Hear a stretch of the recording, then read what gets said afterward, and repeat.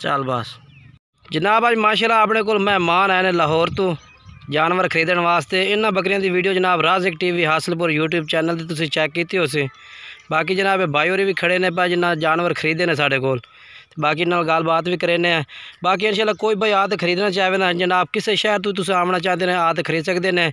Main जनाब location sari Hasilpur पे had इस्लाम तो साड़ा डेरा है, तुसीं आ जनाब बिना किसी भी टेंशन तो आ जानवर खरीद सकते हैं। बाकी इन्हें भाई होरां भी जानवर खरीदे ने, 2 बकरियों की वीडियो लगी है। इन्हें भाई होरां ने कोई बयान है कोई कुछ नहीं, यानी कि सिर्फ जबान ही की आई। तो अज माशाल्लाह फर्स्ट टाइम ही पहुँचे ने, तकरीबन 7 बजे इतने पहुँचे ने, तो हुण माशाल्लाह वापस चले ने जानवर लैके। अस्सलाम वालेकुम सर।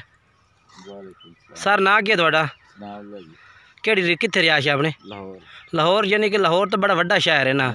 अपना मेन केड़ा है? मेन एरिया साडा दरोगे वाला। दरोगे वाला अमीदपुरा साडा इलाका है। अच्छा दरोगे वाले दे नाल ही। हाँ उत्थों ही आए। ठीक है। नहीं काफ़ी दोस्त आखते ना यूट्यूबर ना विखेंदे कुछ ने ते देंदे कुछ ने ते फ्रॉड भी काफ़ी करते हैं। कुछ भी तुसीं विखाया हो कुछ ही दिता जी। हाँ ते फ्रॉड नहीं, और बंदे भी बहुत अच्छे हो और खलाक वाले इज्जत करने वाले जी, बहुत प्यार वाले जी है।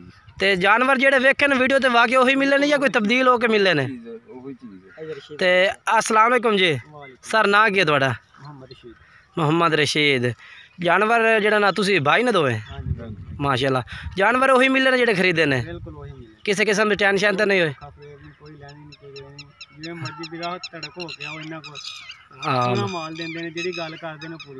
माशाल्लाह।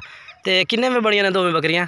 1,20,000 दियां। 65,000 कीता जनाब। 60,000 दियां किस को लईयां ने? बिलाल भाई को। माशाल्लाह जी इन्हों का नंबर जोड़ा है भी तुम दस देवे 0312 85 57 786।